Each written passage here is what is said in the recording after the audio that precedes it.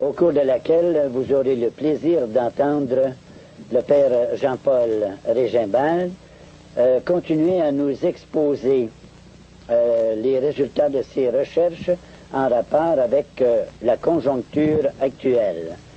Et il me fait aussi plaisir de vous dire immédiatement que le père Jean-Paul n'a pas que de mauvaises trouvailles à nous donner. Il s'est aussi donné le trouble de nous apporter des remèdes possibles à ce que nous vivons présentement et nous avons le plaisir de le laisser vous en exposer quelques-uns. Alors, bonne soirée. Chers téléspectateurs, c'est un plaisir de reprendre contact avec vous. Et nous voulons aborder ce soir deux points qu'il nous reste à couvrir, à savoir le rôle des Illuminati dans le domaine socioculturel et aussi dans le domaine religieux.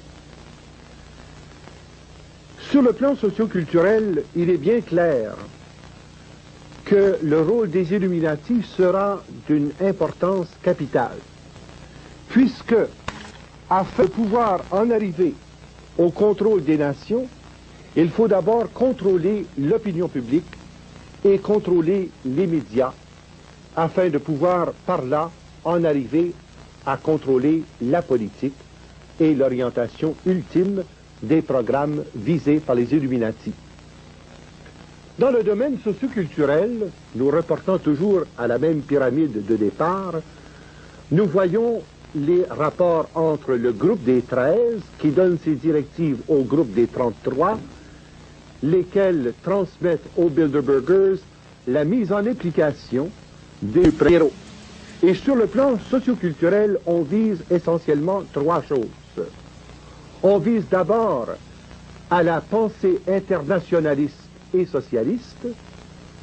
On vise ensuite à conduire les gens à l'abandon de leur souveraineté nationale. On cesse d'être citoyen d'une nation pour devenir en échange citoyen du monde. Et troisièmement, on donne aussi par voie de communication la philosophie de base et la pensée directrice de la société que l'on veut mettre en place. En rapport avec la société nord-américaine, c'est-à-dire les États-Unis, le Canada, l'Amérique latine aussi, la responsabilité de l'application du programme socioculturel tombe principalement sous l'autorité de John D. Rockefeller III. C'est le troisième en série de la famille, et son rôle à lui, c'est principalement de voir comment faire passer la philosophie et la pensée des Illuminati dans les corps publics. Or, le rôle important des fondations. Les fondations qui jouaient un double rôle, celui d'abord de pouvoir trouver une tribune capable de répandre et de diffuser les grandes orientations de pensée et de fonder les centres de recherche, et ensuite avoir aussi une possibilité d'investir des montants fabuleux d'argent qui seraient exempts de taxes.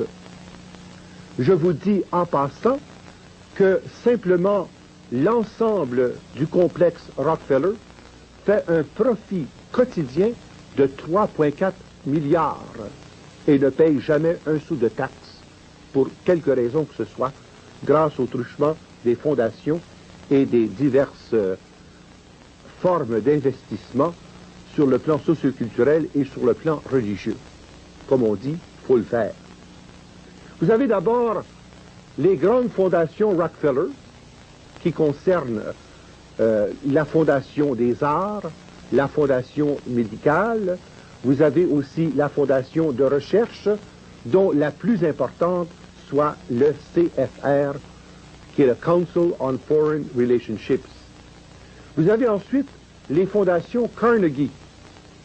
Vous savez que les Rockefeller et les Carnegie sont mariés par alliance, et alors à ce moment-là, les alliances financières ont suivi les alliances matrimoniales. Vous avez ensuite la Fondation Ford, qui couvre un secteur gigantesque pour la promotion, surtout des œuvres de soutien sur le plan philanthropique. Vous avez la Fondation Casey, qui vise surtout l'étude de la parapsychologie, qui vise l'étude également de tous ces phénomènes de caractère occulte, mais sous l'angle pseudo-scientifique. Et enfin, vous avez la fameuse Fondation Guggenheim, qui, elle, se reporte principalement à la recherche dans le domaine des arts, et surtout des arts contemporains, des arts futuristiques. Grâce à ces diverses fondations et aux revenus qu'elles génèrent, eh bien, on est venu à bout petit à petit à établir une médiacratie.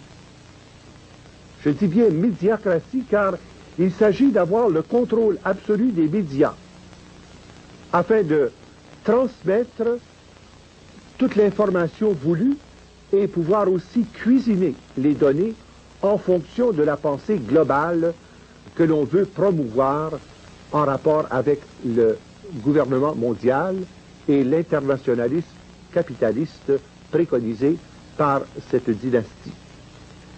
Parmi les grands journaux qui sont contrôlés, vous avez par exemple Time Magazine, vous avez Newsweek, vous avez Fortune, vous avez ensuite plusieurs réseaux de journaux qui sont entièrement contrôlés par les Rockefeller, notamment le New York Times. Vous avez aussi le Chicago Tribune, vous avez le Manhattan Press, et depuis peu, le contrôle absolu de Reuters et de United Press Associates. Ce qui veut dire que les nouvelles qui nous parviennent sont déjà traitées à la source et partiellement éculées de la partie qui deviendrait dangereuse. Il n'était pas de contrôler les journaux et les grandes revues. On est venu à bout de mettre la main sur la télévision. Vous avez les grands réseaux, comme par exemple ABC, NBC, CBS, et aussi le PBS, qui ont été contrôlés entièrement par la puissance économique afin de pouvoir promouvoir par les différents programmes et par la forme d'entertainment les objectifs visant à pouvoir briser en quelque sorte les éléments essentiels qui tenaient la société américaine en particulier et la culture de l'Ouest en général, faisant l'érosion graduelle de tous les piliers fondamentaux de la pensée, de la spiritualité et de la philosophie de base. Ce qui nous a conduit évidemment à pouvoir se donner ensuite des moyens à agir sur le plan de l'éducation. Vous avez que, par exemple, la Commission générale de l'éducation qui est affiliée à l'UNESCO, et le contrôle des deux secteurs permet ainsi de pouvoir transmettre de plus en plus d'internationalisme dans les productions de ces divers organismes. Vous avez ensuite 3 grandes universités qui tombent sous le contrôle absolu des Rockefeller, grâce aux diverses fondations déjà précitées, qui donnent des octrois fabuleux aux universités, à la condition toutefois qu'on admette comme professeur dans telle ou telle faculté des Illuminati. Alors vous avez l'Université de Chicago, l'Université Columbia et l'Université Stanford. Vous avez ensuite l'Association nationale de l'éducation, qui, elle, est un organisme complètement distinct du gouvernement, qui poursuit ses propres objectifs, a ses propres programmes et fait préparer une série de manuels scolaires que l'on répand dans tous les secteurs de l'éducation. Et dans le domaine des manuels scolaires, eh bien, il y a surtout l'éditeur McGraw-Hill qui contrôle la planification, la promotion et le financement de tout ce qui s'appelle instruments d'études et de recherche en ce domaine. De plus, après avoir contrôlé le socio-culturel, on finit par contrôler le religieux. On veut donner, et je donnerai un mot là-dessus dans un moment, je veux donner tout simplement un aperçu comment, par le contrôle des fondations, on parvient à donner des octrois si considérables que l'on peut orienter et, je dirais, désamorcer le caractère spécifiquement évangélique et chrétien de certains organismes. Sur le plan religieux, nous pourrons peut-être regarder à trois grands aspects qui vont nous concerner de très près. Il y a d'abord l'aspect des religions proprement sataniques qui sont fondées, soutenues et appuyées par les ressources des diverses fondations socioculturelles que nous avons mentionnées il y a un instant. Je pense notamment à l'agence et à la religion Wicca, qui est le Witches International Crafts and Conjuration Arts. Vous avez the Satanic Brotherhood of America, qui est une église formellement satanique. Vous avez de plus de cela l'organisme qui diffuse principalement la religion pseudo-scientifique qu'on appelle la scientologie, et ensuite la religion universelle de l'unification. Alors ce sont des moyens par lesquels on veut influencer la pensée chrétienne pour donner des orientations définitives sur le plan de la pensée internationaliste et capitaliste dans son ensemble. Car on veut aboutir à une seule religion mondiale où le Dieu d'Abraham, d'Isaac et Jacob est présenté comme le Dieu des malheurs et le Dieu des défaites, et finalement Lucifer comme le Dieu qui rend l'homme heureux et qui lui donne les moyens de fortune pour atteindre sa finalité propre. Grâce à une grande université qui a été fondée à New York même, on est parvenu à pénétrer le christianisme des grands principes du relativisme, du matérialisme et du grand principe de l'hédonisme, donnant ainsi bonne conscience à l'ensemble des chrétiens qui disent « faut pas s'en faire, tout le monde le fait, fais-le donc ». Petit à petit, la résistance de conscience et la fibre morale de la nation est atteinte, et c'est peu à peu la démission des puissances religieuses pour ouvrir à Satan toutes les portes. Là où notre foi nous soutient, là où notre foi nous inspire, c'est de savoir la promesse de Jésus. Pierre, tu es pierre, et sur cette pierre je bâtirai mon église, et les portes de l'enfer ne prévaudront pas contre elle. Telle est notre foi, telle est notre assurance, telle est notre conviction.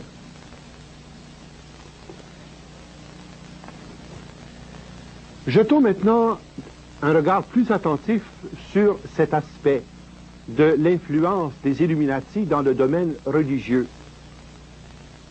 Tout cet aspect relève de l'autorité d'un quatrième frère Rockefeller du nom de Lawrence Rockefeller.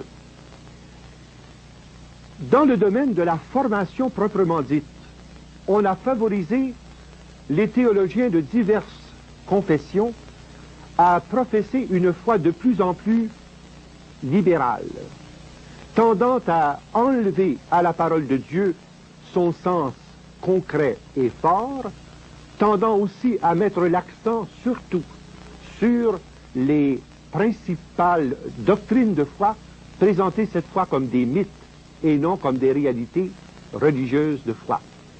C'est le Union Theological Seminary of New York qui est le fer de lance de cette action qui vise à désessentier le christianisme.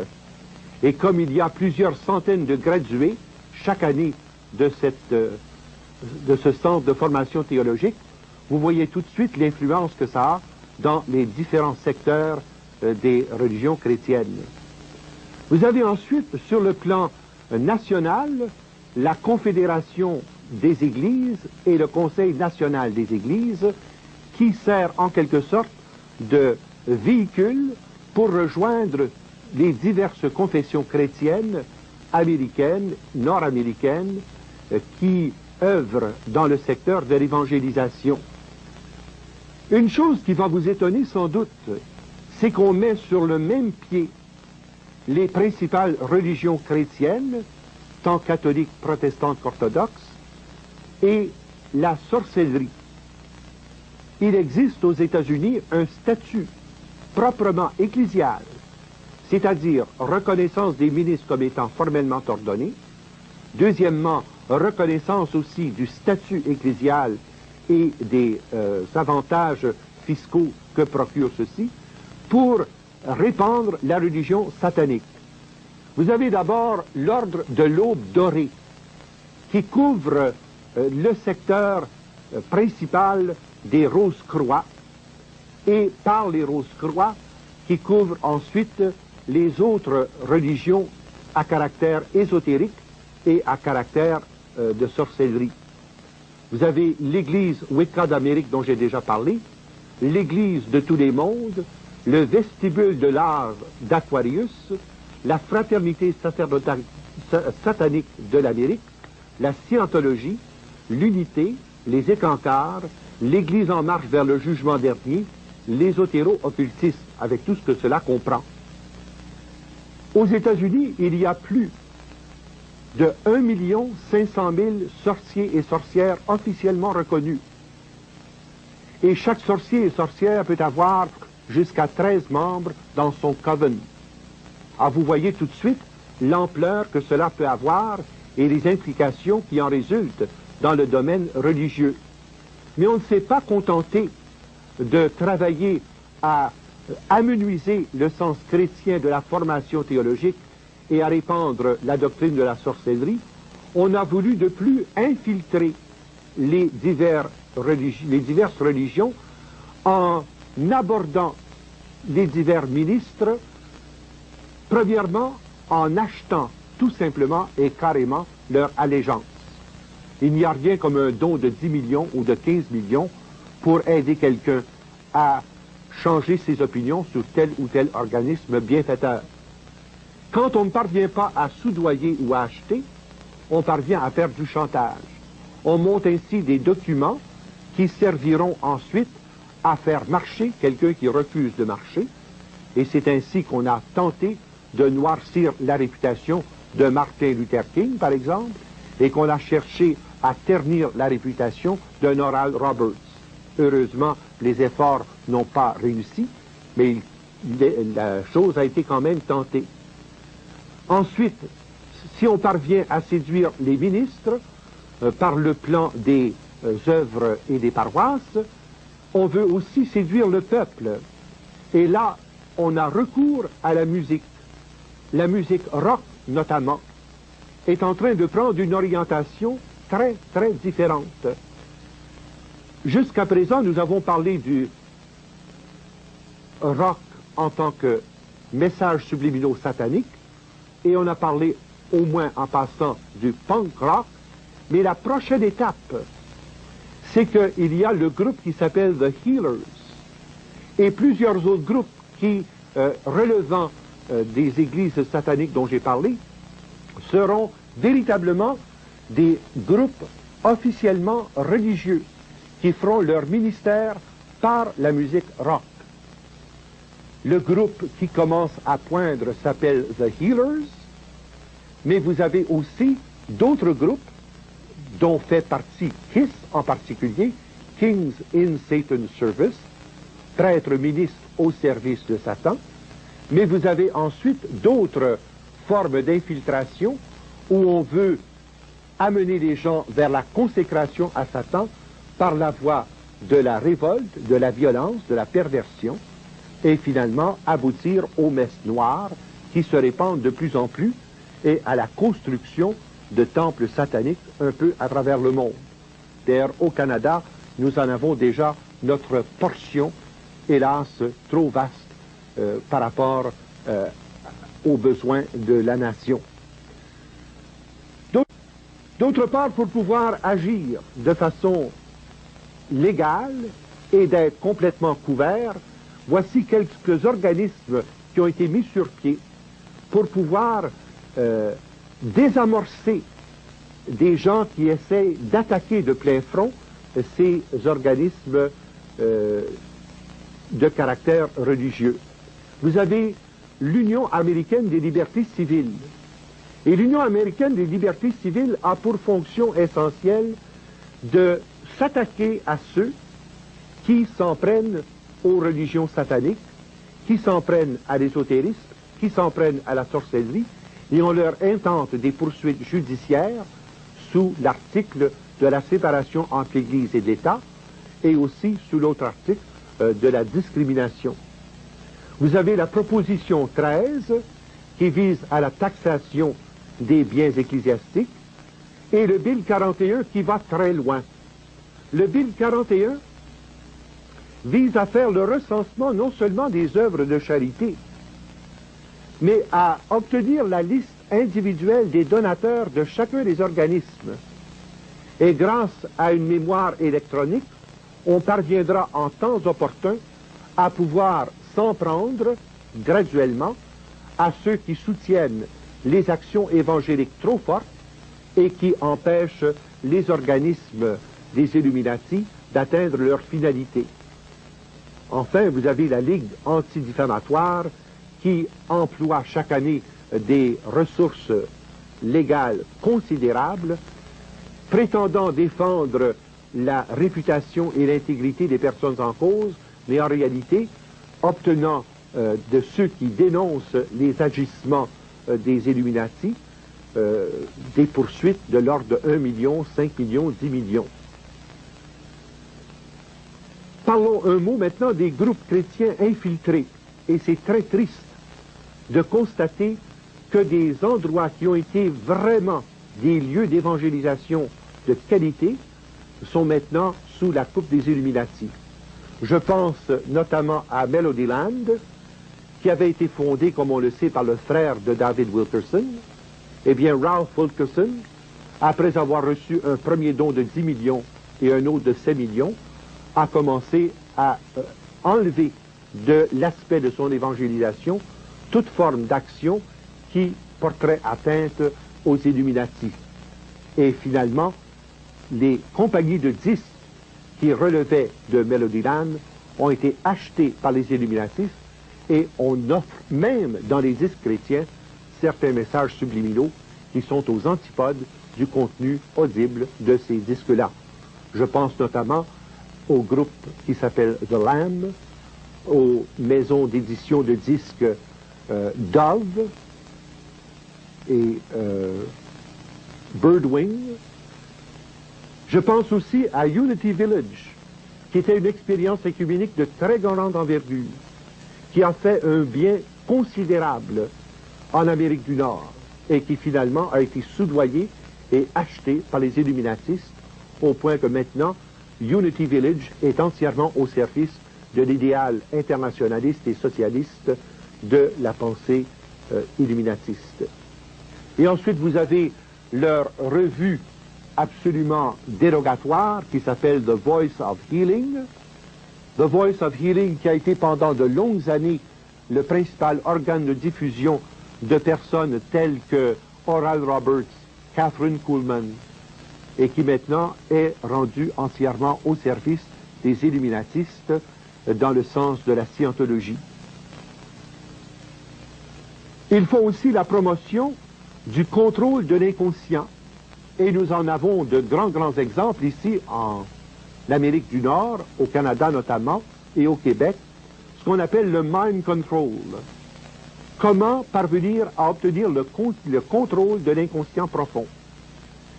Vous connaissez pour la plupart les œuvres des grands maîtres, vous connaissez aussi les œuvres du Dr Murphy, les œuvres de Edgar Cayce, les œuvres de Da Silva. Eh bien, la promotion est faite par les Illuminati pour parvenir à inviter l'homme à mettre sa foi en lui-même. Le principe est très simple. Vous n'avez développé que 5% ou 10% de vos aptitudes. Développez 100% de toutes vos aptitudes et vous serez comme des dieux. C'est exactement le même langage que tenait le serpent au jardin de l'Éden lorsqu'il dit à Adam et Ève, vous serez comme des dieux si vous mangez de ce fruit. Or, ce fruit est servi en abondance par les illuminatistes, mettant l'accent sur le narcissisme et sur l'égoïsme d'un moi hypertrophié, et qui ouvre les voies techniques pour contrôler même l'inconscient profond grâce au yoga, grâce au zen, grâce aux diverses techniques développées par Da Silva et aussi grâce au pouvoir ésotérique du docteur Casey et du docteur Murphy. Vous voyez donc qu'en jetant notre regard sur ce tableau d'ensemble, ils ont couvert pas mal tous les secteurs. Mais ce qui a été, je dirais, la cerise sur le sundae, c'est l'article qui est apparu à un moment donné dans plusieurs journaux du monde entier. Croyez-le ou non, le Messie est sur le point d'arriver. Croyez-le ou non, on nous a fait croire que le Messie allait parler sur les ondes de toutes les télévisions du monde. Et alors on a mis devant les yeux l'espérance de l'apparition d'un tel sauveur, et finalement c'est Lord Cream qui annonçait dans tous les journaux du monde, grâce à l'agence Tara, l'avènement de ce fameux Messie auquel tout le monde devait se soumettre. Le Maitreya, qui était à la fois plus grand que Jésus-Christ, plus grand que Bouddha, plus grand que Mahomet, plus grand que tous les grands chefs religieux du monde, il était vraiment celui qui doit venir, celui que toutes les religions attendent. Le Christ est maintenant parmi nous. Vous voyez tout de suite la supercherie odieuse de cette présentation qui a été faite dans tous les grands pays du monde et dans toutes les langues. Ceci était une ruse des illuminatistes pour préparer l'avènement d'une seule religion mondiale où le suppôt de Satan, l'homme d'iniquité, prendrait le contrôle de l'Église après que la puissance économico-politique ait pris le contrôle du seul et unique gouvernement mondial. Ce ne sont pas des rêves en couleur, ce ne sont pas là des paroles en l'air, vous avez devant les yeux les documents, les faits. Nous sommes dans une réalité où il faut prendre conscience des problèmes pour apporter des solutions à la mesure des défis qui nous sont proposés.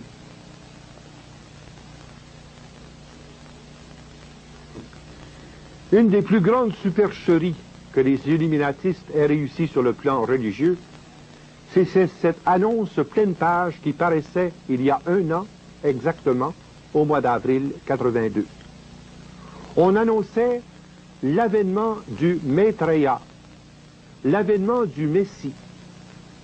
En d'autres termes, on venait annoncer au monde que l'Antéchrist allait finalement créer l'unification de tous les hommes, de toutes les nations, de tous les peuples.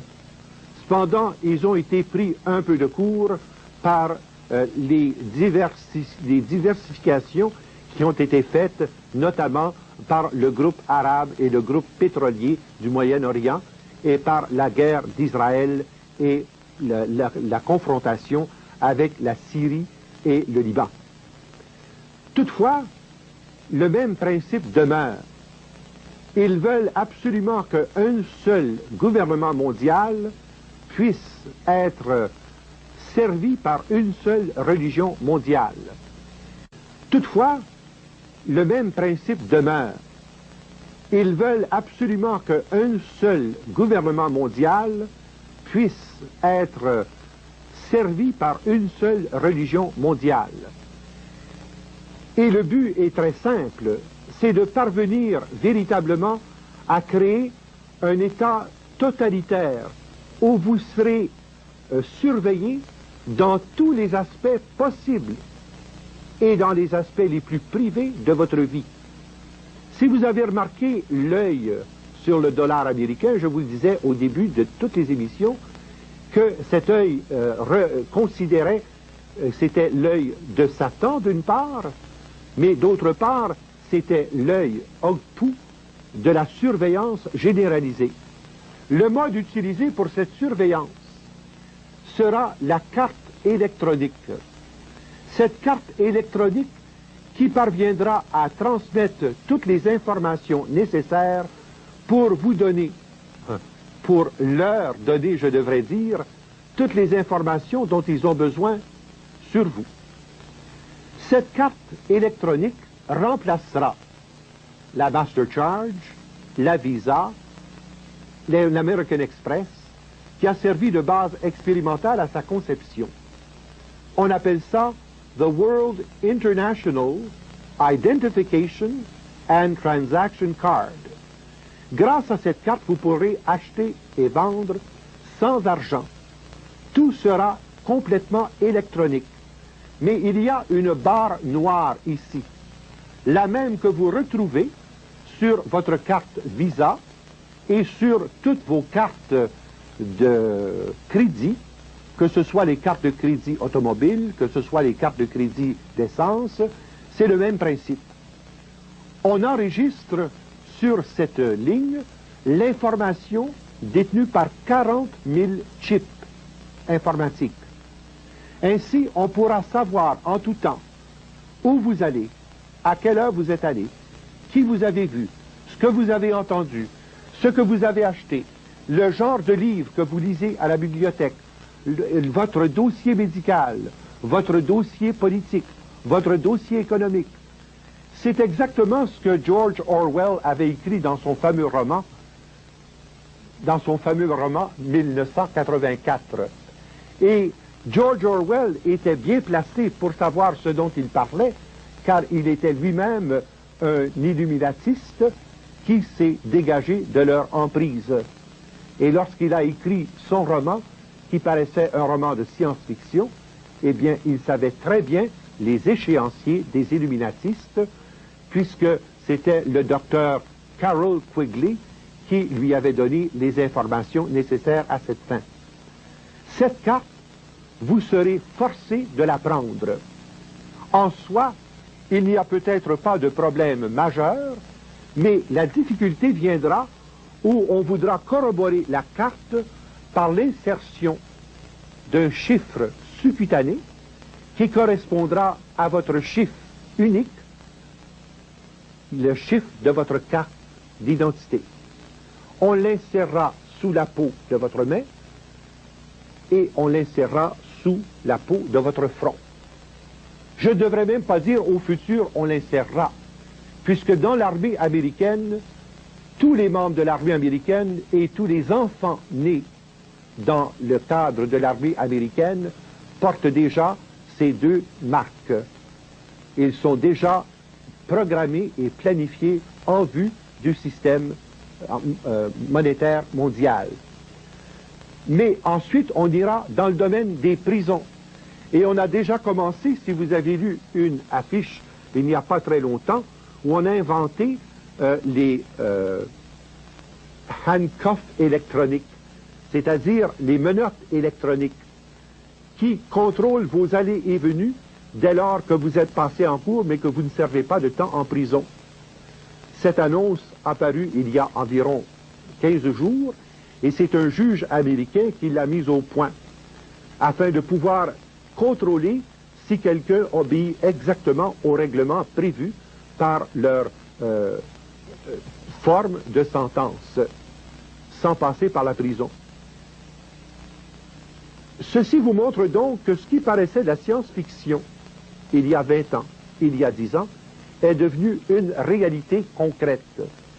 Mais cela ne devrait pas nous effrayer.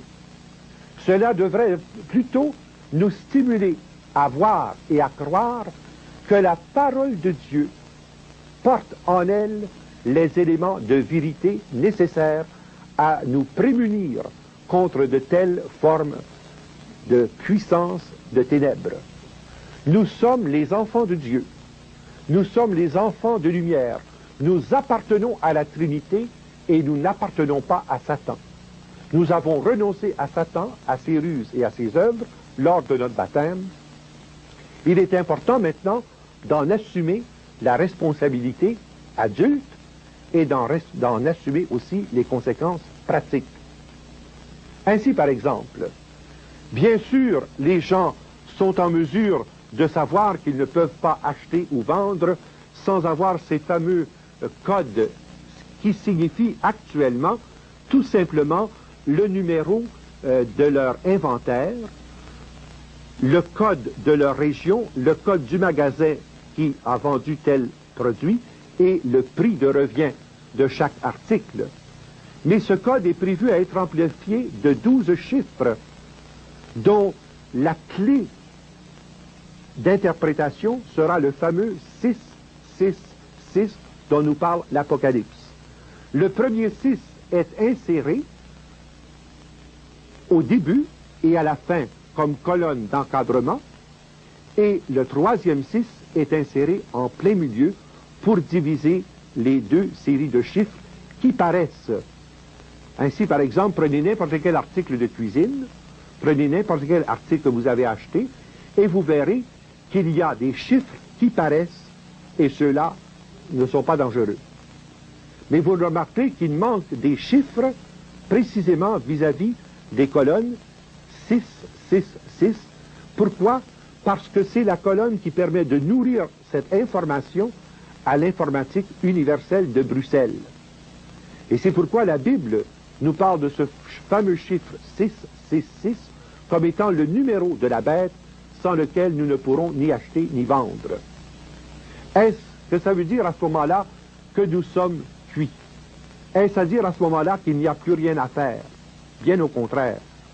Cela veut dire que nous pouvons parvenir à agir par mode concerté sur le plan des communautés chrétiennes qui deviendront de plus en plus autosuffisantes. Je vous donne un exemple qui a été tenté dans 2 États américains où on fait l'échange des services. Je pense notamment, par exemple, à cette collection de données où une personne qui est électricien, un autre qui est poseur de tapis, un autre qui est plombier, un autre qui est dentiste, un autre qui est médecin, offre tant d'heures semaine à ce consortium et pour chacun des services, il est coté pour tant de points. Et grâce à un échange de services entre ces diverses personnes, il y a cette réserve qui permet aux uns et aux autres de se suffire sans avoir à passer par le système monétaire d'aucune façon. Il va falloir en venir graduellement à bâtir des communautés chrétiennes, des communautés humaines où le service et la gratuité vont prendre le pas sur l'échange commercial économique. Il va falloir apprendre aussi à mettre en commun nos ressources communautaires pour bâtir ensemble, dans la justice, l'amour et la vérité, la cité de demain, la civilisation de l'amour. C'est vers cela que nous cheminons. Et c'est pour cela que nous œuvrons, afin de pouvoir donner aux gens les moyens d'action, de se prémunir d'une part contre cette puissance de ténèbres et parvenir d'autre part à agir dans la liberté des enfants de Dieu. C'est vers cela que nous cheminons. Et c'est pour cela que nous œuvrons, afin de pouvoir donner aux gens les moyens d'action, de se prémunir d'une part contre cette puissance de ténèbres et parvenir d'autre part à agir dans la liberté des enfants de Dieu. Nous donnerons dans un moment des directives pratico-pratiques sur le plan personnel, sur le plan local et sur le plan ecclésial. Mais d'ores et déjà, il est possible pour nous de commencer à concevoir comme il est vital de tisser nos liens de fraternité et de solidarité pour vivre ce que l'Évangile préconise dans son enseignement. Ce que la parole de Dieu nous propose comme communauté voulue par le Seigneur. La pire attitude est celle du défaitisme. En se disant, ils sont trop gros, nous sommes trop petits, nous disons en fait, le diable est plus fort que le bon Dieu, Lucifer plus fort que la Trinité. Or, il n'y a rien de plus faux. Il est important pour nous de prendre conscience de nos liens de solidarité, tant sur le plan chrétien que sur le plan humain, et ensuite exercer toutes les ressources de nos moyens démocratiques actuellement en usage pour prendre le temps nécessaire à démasquer et à débusquer ceux qui se sont infiltrés aux différents niveaux de pouvoir. Nous croyons que les banques sont toutes puissantes, et pourtant on s'aperçoit que le système coopératif a commencé à déloger une certaine puissance des banques. Nous pensions que les consortiums étaient tout puissants et les cartels omnipotents, et on commence à se rendre compte que par l'union des petits, on parvient à débusquer les grands et les puissants, ceux qui usaient de leur puissance et nous offraient leurs services à des taux usuraires. L'avenir reposera sur notre volonté ferme de miser sur la gratuité des services dans l'échange de l'amour.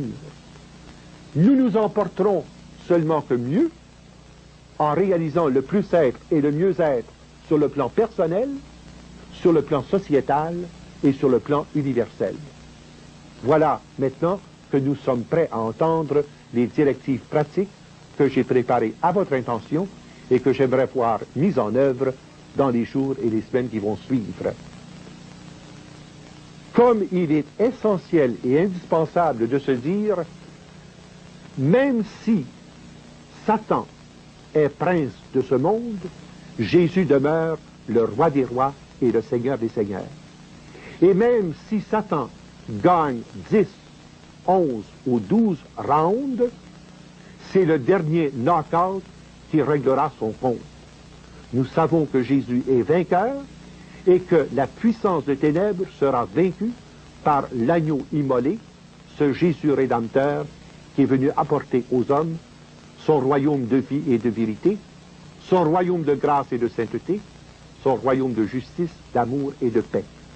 Voilà ce vers quoi nous voulons tendre, voilà ce dont nous voulons parler davantage sur le plan des conseils pratiques dans les minutes qui nous restent, et nous pourrons traiter ensuite, dans un autre exposé, des perspectives merveilleuses qui s'offrent à nous dans le cadre de la civilisation de l'amour.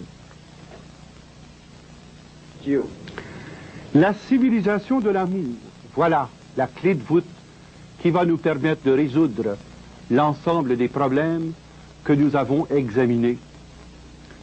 Jean-Paul II disait au Katholikentag d'Allemagne, la civilisation de l'amour, cela signifie en tout premier lieu l'engagement de toutes les forces du cœur et de la raison pour la construction d'un monde unifié dans la justice et la paix.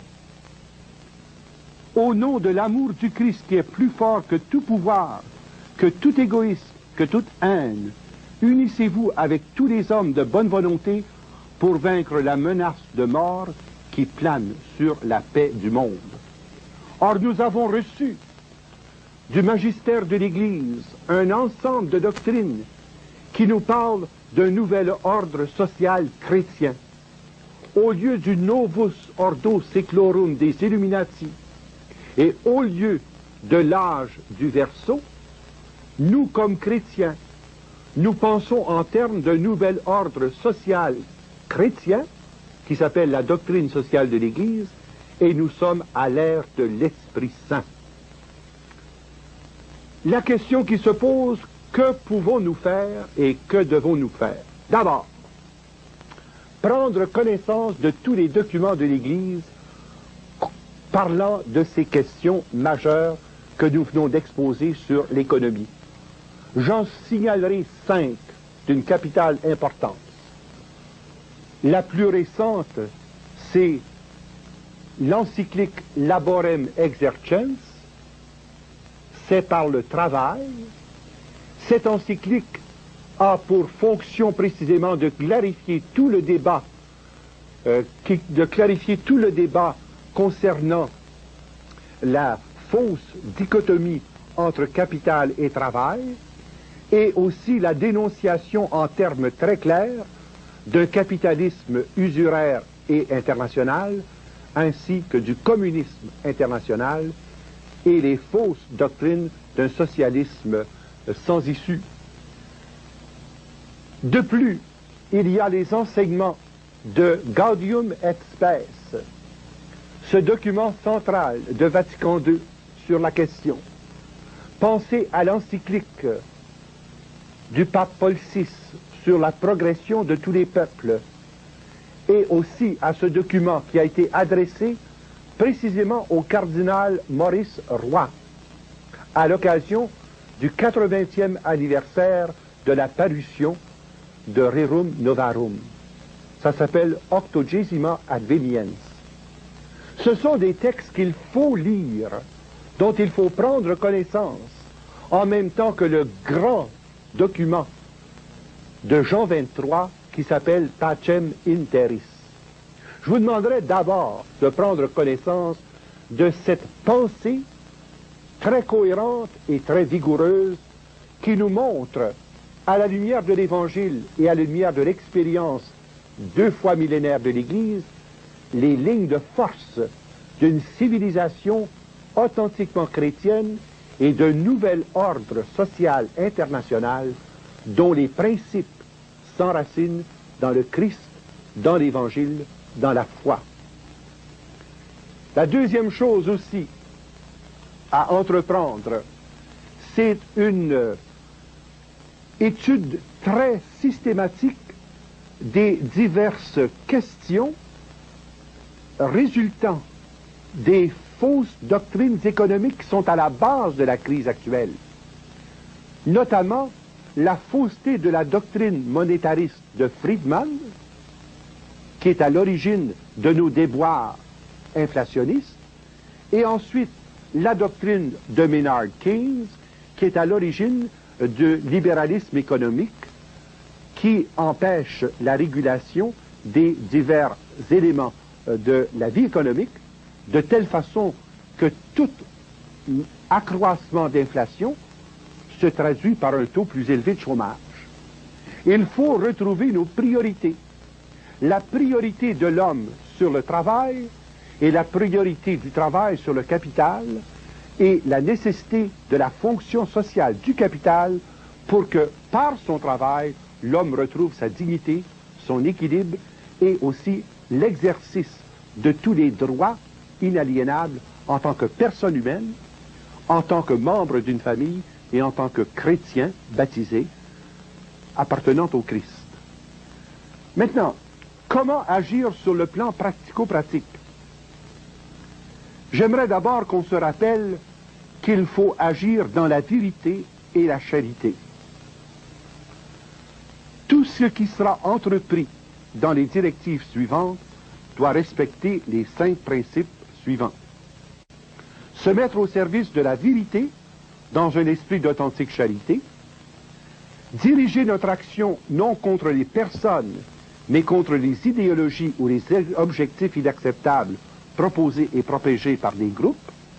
Troisièmement, recourir uniquement à des moyens de non-violence, toujours respecter les moyens démocratiques, légaux et loyaux, qui respectent à la fois les exigences de la personne et du droit humain et les exigences de la foi chrétienne.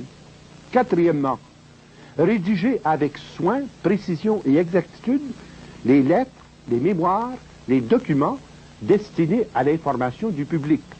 Car c'est par la transmission de la vérité qu'on rend les gens aptes à pouvoir faire des choix pleinement sérieux, pleinement libres et pleinement responsables. Et enfin, 5e recommandation, éviter toute politique stérile, toute polémique, toute confrontation hostile, toute forme de croisade, de campagne ou de chasse aux sorcières. Il s'agit pour nous d'apporter des outils qui vont permettre la mise en valeur de la vérité pour pouvoir ensuite, grâce à cette vérité, désamorcer les uns après les autres les fausses solutions, les fausses valeurs et les faux éléments du système mondial qui nous est proposé. Sur le plan de l'action individuelle, un certain nombre de moyens pratiques sont suggérés.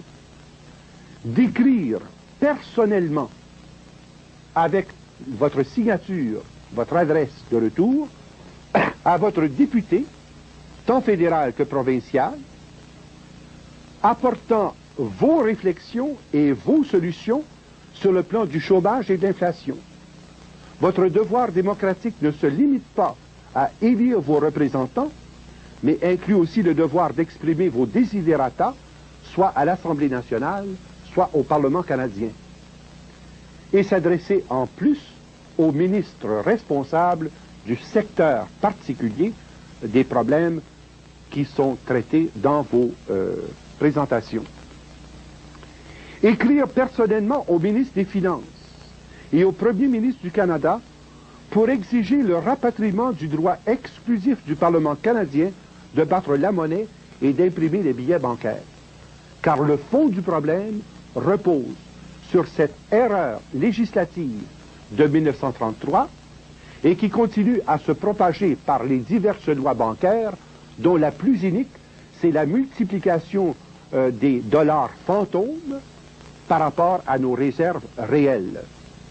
La dernière loi de 1980 permettait de produire 24 dollars fantômes pour 1 dollar réel, ce qui met dans une situation d'insolvabilité nationale à la fin du compte. Troisièmement, éliminer dans les plus brefs délais possibles vos dettes hypothécaires, les dettes portant des hauts d'intérêt, des hauts taux d'intérêt.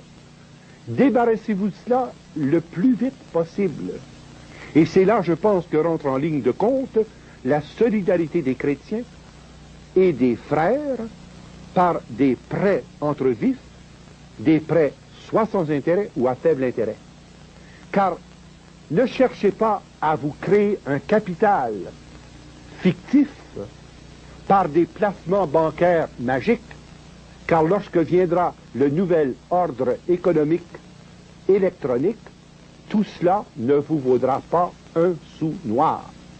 Aussi bien que votre argent profite actuellement à aider vos proches, vos frères et vos amis à régler leurs dettes hypothécaires et à régler tous leurs emprunts portant de hauts intérêts.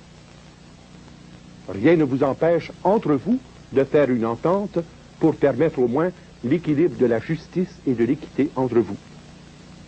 Deuxièmement, sur le plan des petits groupes, la formation de comités d'action. Comités d'action pour recueillir le matériel essentiel à préparer des mémoires de qualité, bien documentés, avec référence à l'appui pour chacune des affirmations. Un autre comité de rédaction qui sera responsable de la rédaction des lettres aux journaux à grand tirage, rédaction des rapports et des mémoires aux divers organismes, et aussi préparation d'un mémoire de qualité pour la commission McDonald qui est chargée par le gouvernement de trouver des solutions aux problèmes économiques, du chômage et de l'inflation. Ensuite, remettre en petits groupes toute la documentation que vous pouvez trouver. Quelqu'un a peut-être 5 ou 6 volumes que j'ai mentionnés. Un autre a peut-être une vingtaine d'articles de journaux qu'il a recueillis. Un troisième a peut-être une vingtaine de revues qui traitent de ces questions. Mettez en commun vos ressources et constituez des centres de consultation qui vont permettre à vos comités d'agir dans la vérité, dans la justice et dans la paix. Enfin, soutenir et supporter financièrement les déclarations publicitaires qui seront préparées par des groupes spécialisés en vue de publier dans les journaux à grand tirage les prises de positions énergiques pour résoudre la présente crise économique. Enfin, sur le plan ecclésial, eh bien, nos évêques ont déjà donné des directives très précises et très claires dans leur lettre du 1er janvier 1983. Il s'agit donc d'apporter sur le plan diocésain et sur le plan paroissial votre participation maximale. Car les évêques nous disent que le chômage doit prendre le pas sur l'inflation dans l'ordre des solutions des problèmes.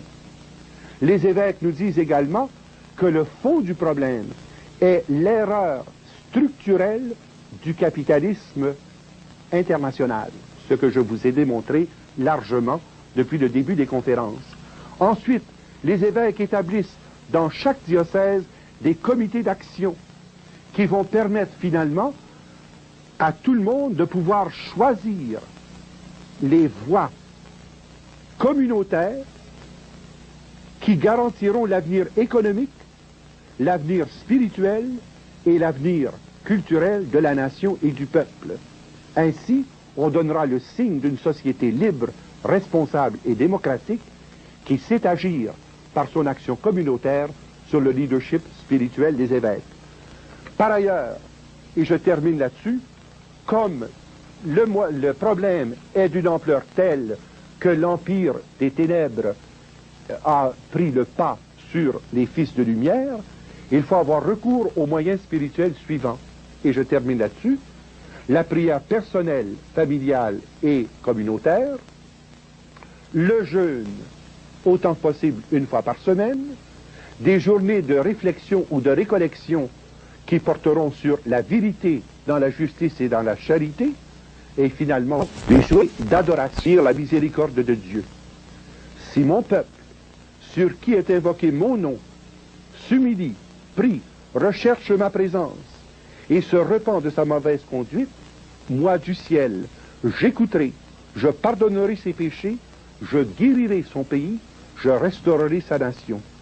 Désormais, mes yeux sont ouverts et mes oreilles attentives à la prière faite en ce lieu. Voilà les moyens concrets d'action qui vont nous permettre de déraciner le mal à sa source et engager la voie radieuse qui s'appelle la civilisation de l'amour. À tous, bonsoir.